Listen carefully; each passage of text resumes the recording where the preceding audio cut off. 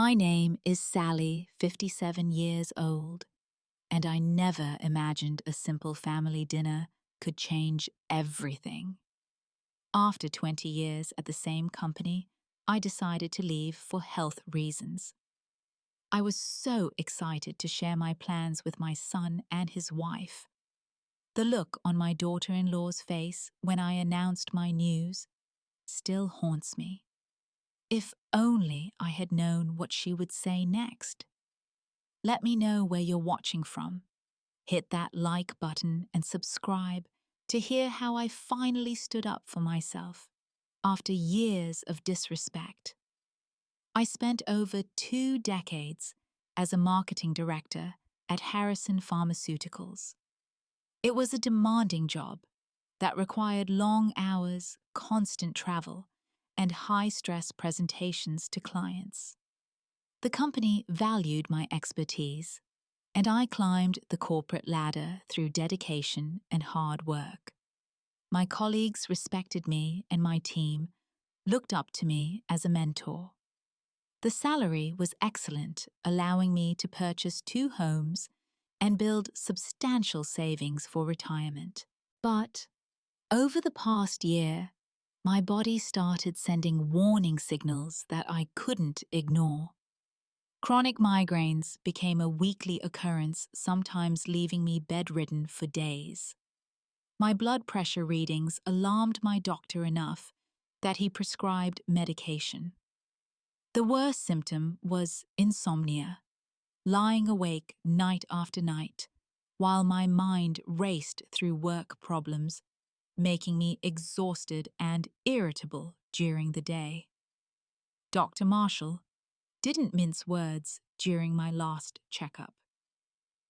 Sally, your body is telling you something important. These symptoms are classic signs of chronic stress. If you continue at this pace, I'm concerned about your risk for stroke or heart problems. His warning resonated with me. I was 57, not getting any younger, and suddenly aware of how work had consumed my entire life. What was I working so hard for, if not to eventually enjoy my life? Did I want to sacrifice my health for a company that would replace me within weeks if something happened to me? My son Jack had always been the light of my life. As a single mother, I poured everything into raising him right. Now, 32, he had grown into a kind, thoughtful man who worked as an architectural engineer. 2 years ago, he married Amanda, a striking 28-year-old real estate agent with perfectly highlighted hair and a wardrobe that looked straight from a magazine. From the beginning, I sensed Amanda viewed life differently than I did. While beautiful and certainly ambitious at her job, she measured success in material possessions. Conversations with her inevitably turned to what designer item she recently purchased or which wealthy client she was courting. She constantly compared herself to others, always calculating where she stood in the invisible social hierarchy she had created in her mind. When Jack and Amanda got married, they struggled to find affordable housing in our expensive city. I offered them my second home, a charming 3-bedroom house in a nice neighborhood that I had purchased as an investment years earlier. I told them they could live there rent-free until they saved enough for a down payment on their own place. At the time, it seemed like the generous thing to do. Our relationship had been cordial, but strained from the start. Amanda would make small comments about my clothing choices or how I decorated my home. She'd interrupt me during family conversations or subtly roll her eyes when I shared stories about my youth. I always brushed these moments aside, telling myself she was young and still adjusting to having a mother-in-law. After my doctor's warning, I spent weeks researching alternatives. I had always dreamed of opening a small flower shop. With my marketing background and genuine love for floral arrangements, it seemed like a perfect fit for this next chapter. I created a detailed business plan, studied the market, and calculated that my savings, plus the sale of my second home, would provide adequate startup capital. The evening I decided to share this news with Jack and Amanda. My stomach twisted with nerves. I knew Amanda might not understand. She valued status and corporate success. But I hoped she would at least respect my decision about my own life and health. I spent hours preparing a special meal for that evening. The dining table was set with my best china and crystal wine glasses that are usually reserved for holidays. Fresh flowers from the local market brightened the center of the table. A small preview of my future, I thought, with excitement.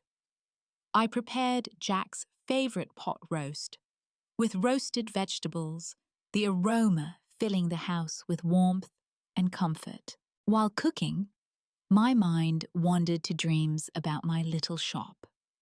I envisioned a cozy space with large windows, letting in natural light, beautiful arrangements displayed in vintage containers, and the sweet fragrance of fresh blooms welcoming customers. I imagined greeting neighbors, creating personalized bouquets for special occasions, and finally, having time to breathe and enjoy life. For 20 years, I had sacrificed personal time for corporate deadlines.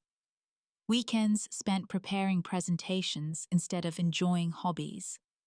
Vacations interrupted by urgent client calls. The thought of setting my own schedule and pursuing a passion felt liberating. My blood pressure had already improved just from making the decision. The doorbell rang at exactly 6:30. Jack arrived wearing a casual button-down shirt and jeans, his warm smile immediately lifting my spirits. He greeted me with a tight hug and the bottle of wine I had mentioned liking last month. Proof that he actually listened when I spoke. Amanda followed behind him, stunning in a tailored blazer and designer jeans, her hair and makeup flawless as always. She offered a quick cheek kiss and immediately checked her phone while Jack and I chatted. "Something smells amazing, Mom," Jack said, helping me carry dishes to the table. "Just your favorite," I replied, enjoying his appreciation. Amanda glanced around my living room, her eyes settling on my older furniture. "Did you ever think about updating this space, Sally? My client Jennifer just redid her entire home in this gorgeous modern farmhouse style. I could give you her designer's number." I noticed Jack shooting her a warning glance, which she either missed or ignored. "I'm quite happy with my furniture, but thank you for the suggestion." I responded, evenly determined to keep the evening pleasant. Throughout, the appetizers' conversation remained surface level. Amanda talked about her latest high-profile property listing. Jack discussed an interesting project at his firm, and I asked appropriate follow-up questions while serving the food. I caught several warm moments with Jack. Inside jokes that made us both laugh, references to shared memories, the comfortable rapport built over decades of love and trust. As we sat down with our main course, I took a deep breath. It was time to share my news. "I actually invited you both over tonight because I have something important to tell you," I began, my heart racing slightly. I've made a significant decision. I continued setting down my fork. After 20 years, I've decided to leave Harrison Pharmaceuticals. Jack's eyebrows shot up in surprise. Really, Mom? That's a big change. Amanda's perfectly lined lips pressed together, but she remained silent, watching me with an expression I couldn't quite read. My doctor has been concerned about my health lately, I explained. The migraines, high blood pressure, insomnia, they're all stress-related. He actually warned me that if I continue at this pace, I risk more serious conditions. Oh, Mom, I had no idea it was that bad. Jack reached across the table to squeeze my hand. Your health has to come first. Amanda remained silent, her expression hardening almost imperceptibly. I smiled, feeling a weight lift as I continued sharing. I've been thinking about what I really want for this next chapter of my life. I've always loved flowers and arrangements, you know that. So I'm planning to open a small flower shop. A flower shop? Jack's tone was surprised but not dismissive. That's definitely different from pharmaceutical marketing. What about your retirement? Amanda suddenly asked, setting down her wine glass with a little too much force. Aren't you close to getting your full pension? I've calculated everything carefully, I assured them. My financial advisor agrees that with my savings and investments, I'll be secure. And doing something I love that doesn't destroy my health seems worth the trade-off. Jack nodded thoughtfully. If you've done the research and this makes you happy, I think it sounds great. But will a flower shop actually make money? Amanda pressed her tone skeptical. Those small businesses fail all the time. I've created a detailed business plan, I explained.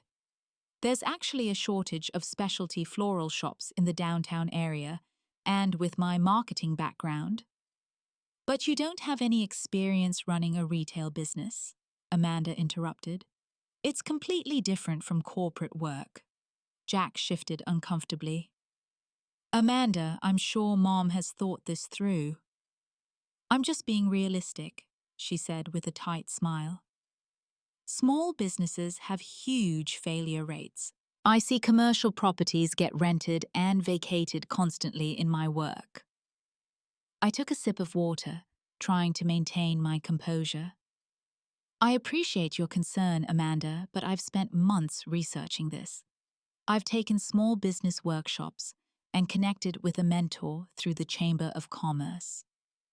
And when exactly would this shop open? Amanda asked, cutting her meat with precise movements. I'm looking at locations now, I said. Ideally, I'd like to open in about 4 months, after proper renovation and setup. Jack steered the conversation to lighter topics, asking about potential shop names and the types of arrangements I might specialize in. I was grateful for his support, but couldn't help noticing Amanda's increasingly cold demeanor. She picked at her food occasionally, interjecting with questions about finances or operational challenges that felt less like genuine concern and more like attempts to highlight potential failure. As dinner progressed, I found myself speaking more to Jack than both of them.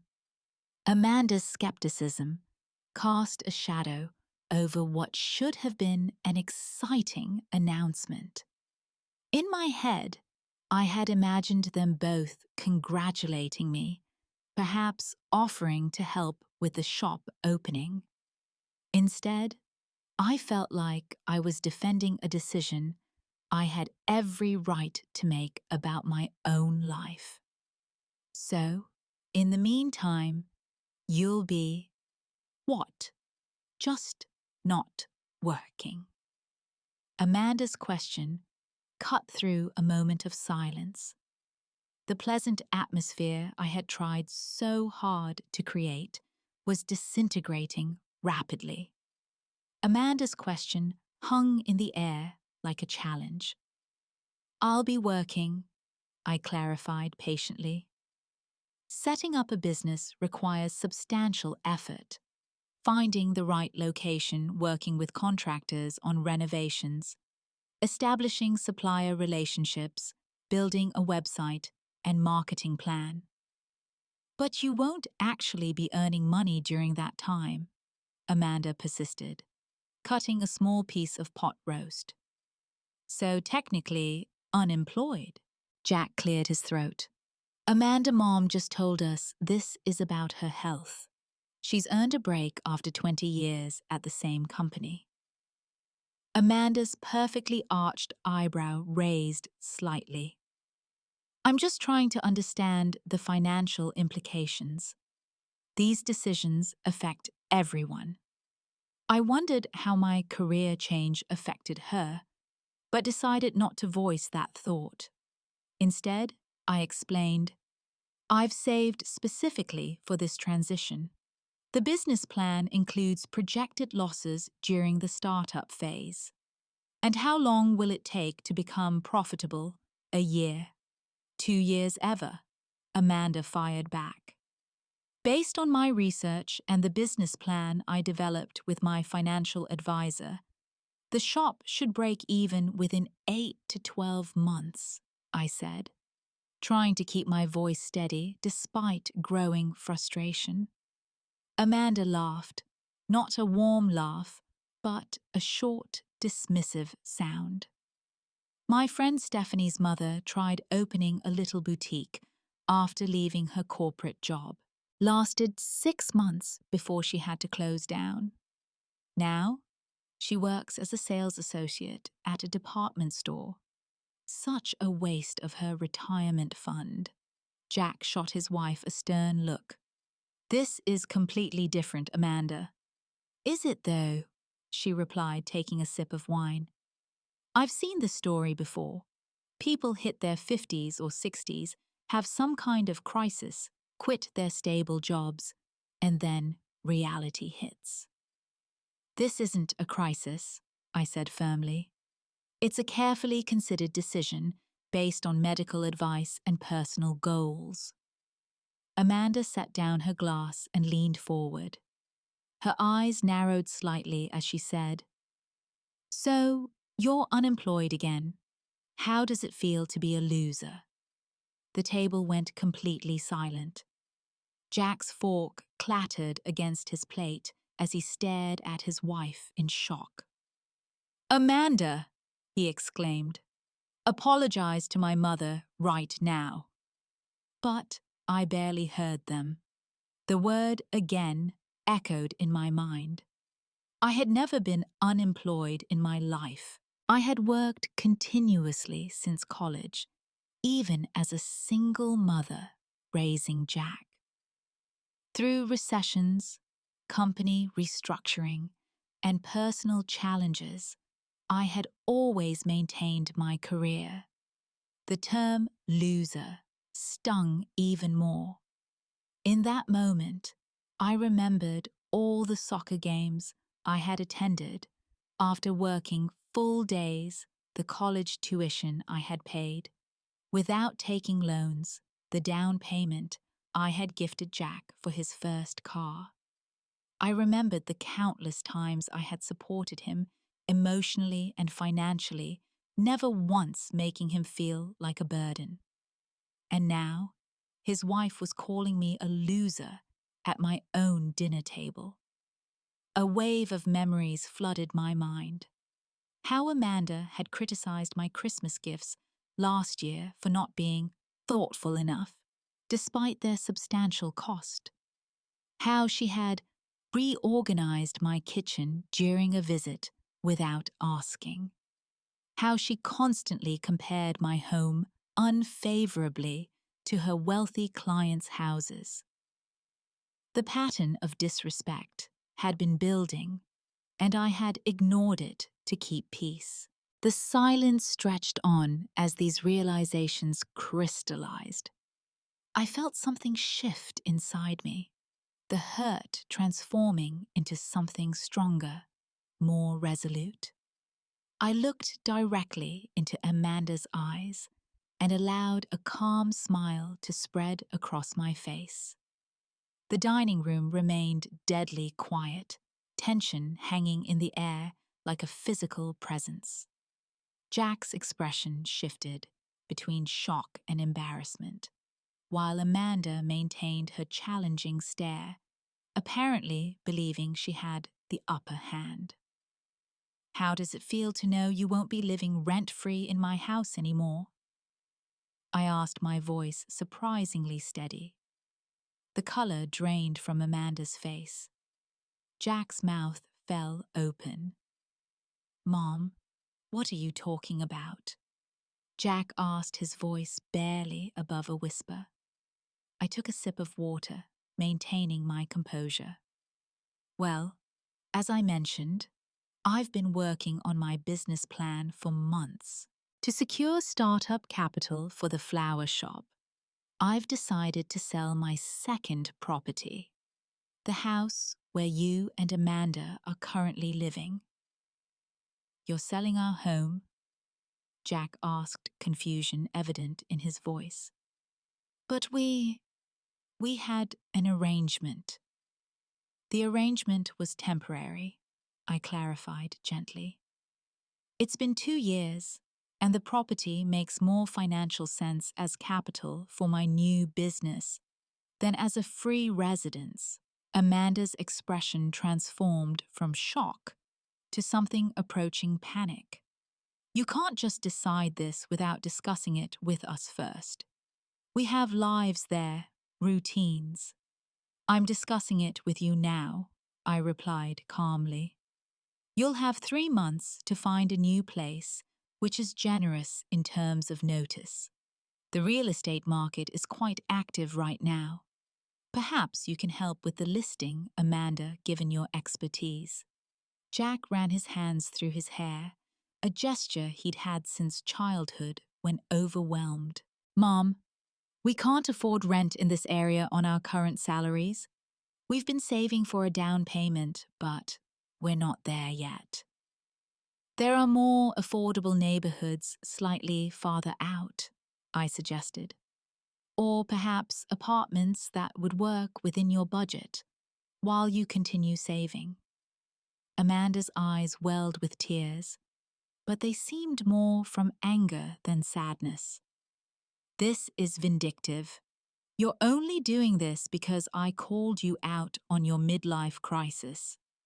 This isn't about you, Amanda, I said, though we both knew that wasn't entirely true. This is a business decision I made weeks ago. The timing of this conversation is unfortunate, but my plans haven't changed. You're punishing us because I spoke the truth. Amanda's voice rose. You're throwing away a successful career to play with flowers, and now you're making us homeless because I pointed that out. I felt a strange sense of calm wash over me, a stark contrast to the chaos unfolding at my dinner table. No one is becoming homeless. You're both employed adults with good incomes. You've had 2 years of living without housing costs, a significant advantage most young couples don't have. I can't believe you're doing this, Jack said quietly, looking more disappointed than angry. We thought we had more time. Sometimes life changes our timelines, I replied, thinking of my doctor's warnings about my health. I've supported you both for 2 years. Now I need to prioritize my health and future. Amanda abruptly stood, tears streaming down her face. This is just cruel. I'm waiting in the car, Jack. She grabbed her purse and stormed out, leaving an uncomfortable silence in her wake. Jack and I sat across from each other, the half-eaten dinner between us forgotten. Mom, he began slowly, is this really necessary? Could we work something out? Maybe pay rent instead? The capital from selling the house is critical to my business plan, I explained. I'm not doing this to hurt you, Jack, but it's time for you and Amanda to stand on your own feet, just like I did at your age. It's just such a shock, he said, shoulders slumping. I know, sweetheart, but you'll be okay. You're smart, hard-working, and capable. This might be the push you both need to truly build your independent life together. Jack nodded slowly, processing everything. I should go check on Amanda, but Mom, I hope you know what you're doing with this flower shop. I do, I said with conviction. For the first time in years, I feel like I'm making a decision for me, not for everyone else. He hugged me goodbye, his embrace a bit more reserved than usual, and headed out to console his furious wife. As I cleared the dishes alone that night, I felt both terrible and liberated. I hadn't planned to announce the house sale this way, but Amanda's cruelty had forced my hand. For once, I had stood up for myself, instead of absorbing the disrespect to keep the peace. The aftermath of that dinner was exactly as difficult as I had anticipated. My phone exploded with texts from Jack the next morning, alternating between asking me to reconsider and defending Amanda's honesty.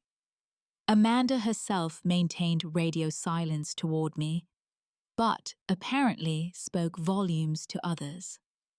By the end of the week, I had received concerned calls from my sister and two cousins, all hinting that they'd heard I was behaving erratically, quitting my job, selling property, and evicting my own son. Amanda had been busy crafting her narrative, positioning herself and Jack as victims of my sudden midlife crisis. Jack's messages grew increasingly desperate as the reality set in. Mom, we've looked at rental prices. There's nothing we can afford in decent neighborhoods. Can we please talk about this?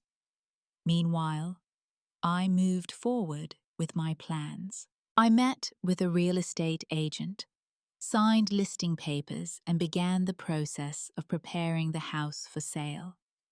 Every step felt simultaneously guilty and empowering. The agent assured me the market was strong and the house would likely sell quickly given its location and condition. One evening, Amanda's mother, Barbara, called me, something she'd never done before.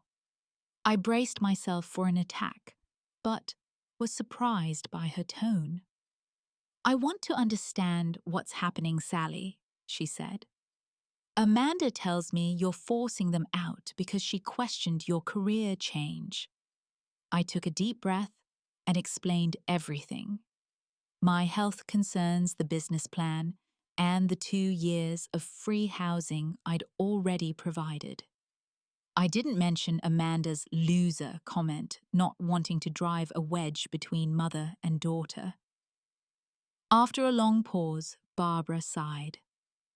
I see. Amanda didn't mention the health issues, or that they've been living rent-free for 2 years. I'm sorry she spoke to you that way at dinner.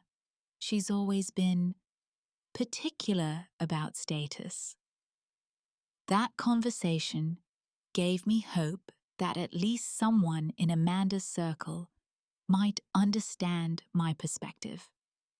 But the family tensions only worsened when the "for sale" sign went up in the yard. Amanda reportedly cried to anyone who would listen about her cruel mother-in-law who cared more about playing with flowers than her son's welfare. Jack and I met for coffee one afternoon away from Amanda's influence. His eyes had dark circles suggesting sleepless nights. "Mom, I need you to help me understand," he said, stirring his coffee absently. "This all seems so sudden." "It isn't sudden for me," I explained gently.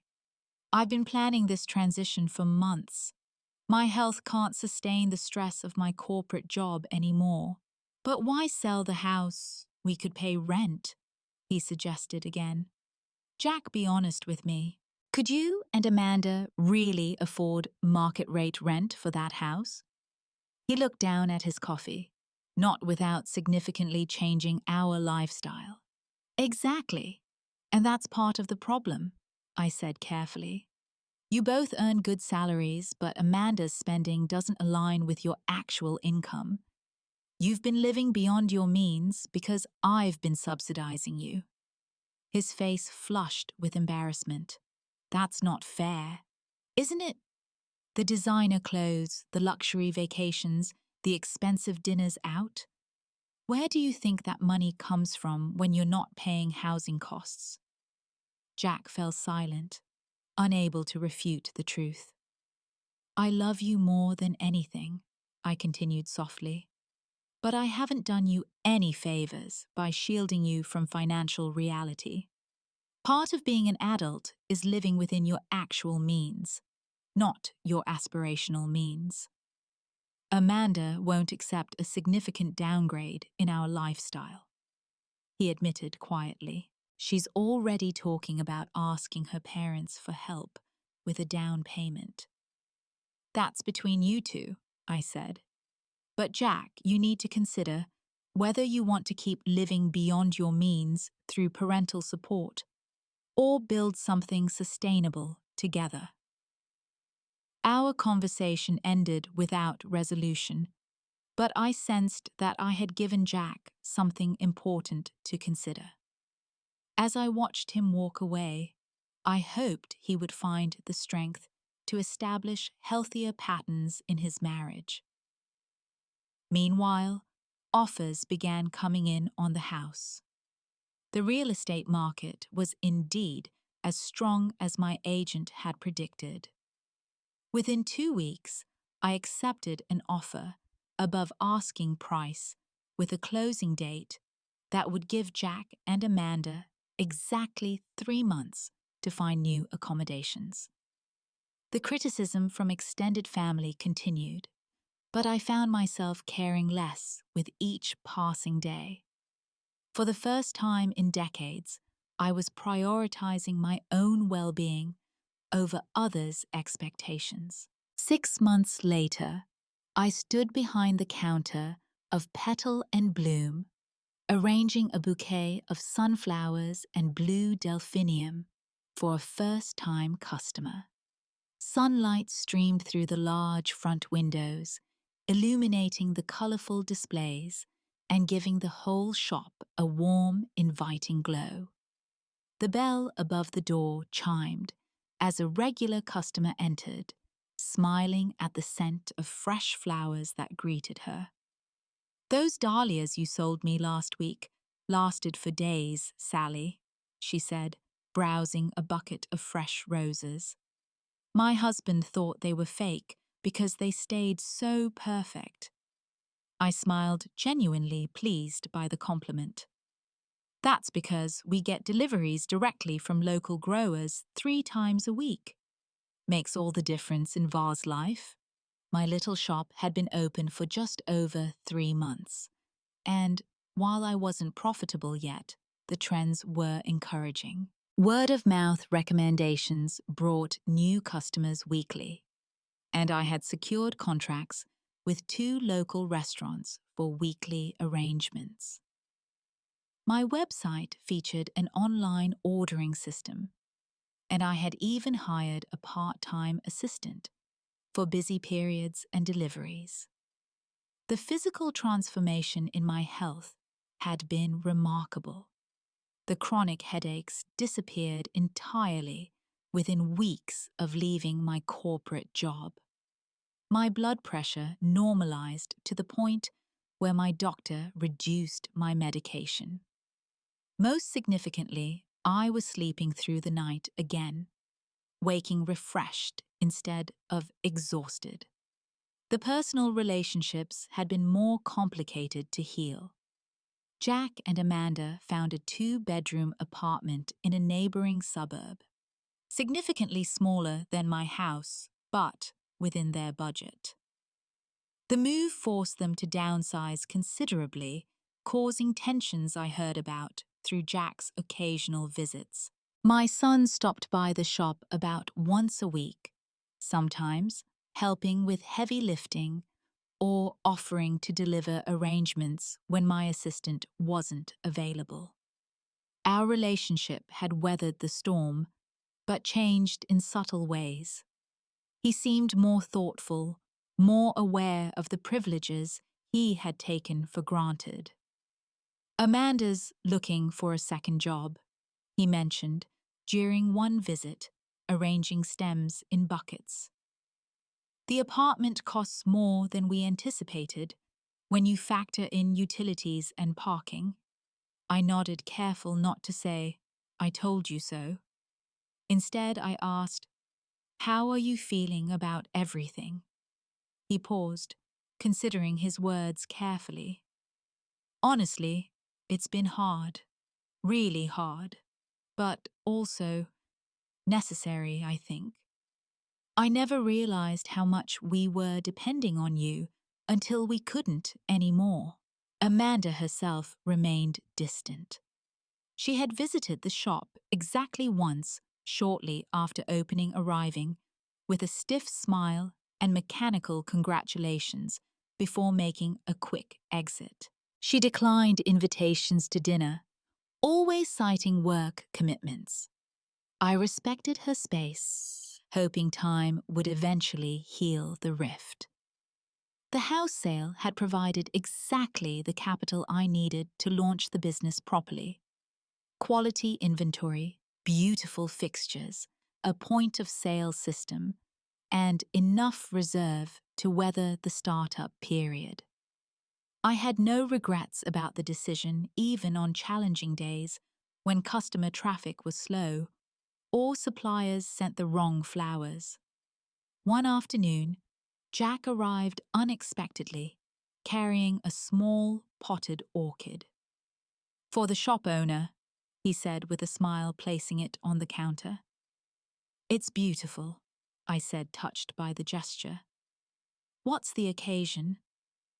"Amanda and I had a long talk last night," he began, leaning against the counter, "about money expectations and how we've been living. She admitted that paying for everything ourselves has been a wake-up call about what things actually cost." I nodded, letting him continue. "She's not ready to apologize yet," he said honestly. "Her pride won't let her. But she did acknowledge that we needed to learn to stand on our own feet. And I wanted you to know that while this hasn't been easy, I think it was the right thing for all of us." Tears threatened, but I blinked them back. "That means more than you know." The bell chimed again as a customer entered, and Jack stepped aside while I helped an elderly gentleman select an anniversary arrangement for his wife of 50 years. As I watched Jack admiring the shop, this dream I had finally brought to life, I felt a profound sense of peace. I had spent decades putting everyone else first. My job, my son, and even my daughter-in-law's unreasonable expectations. Standing up for myself had cost me temporary comfort in relationships, but gained me something far more valuable: self-respect and health. Perhaps someday Amanda would understand that my actions came from a place of necessary boundaries rather than vindictiveness. Perhaps she would recognize that true kindness sometimes means allowing people to experience the natural consequences of adult life, rather than shielding them indefinitely. Until then, I would continue building this new chapter, surrounded by beauty, creativity, and genuine connections with customers who appreciated the joys that flowers brought to their lives. The journey hadn't been easy, but it had been worth every difficult conversation and sleepless night. I had finally learned that taking care of myself wasn't selfish, it was essential. Have you ever had to set difficult boundaries with family members who took your generosity for granted? What helped you find the courage to finally stand up for yourself? Share your experiences in the comments below. If this story resonated with you, please give it a like and subscribe to hear more real-life stories about finding strength through difficult family situations. Thank you for listening, and remember that it's never too late to prioritize your own well-being.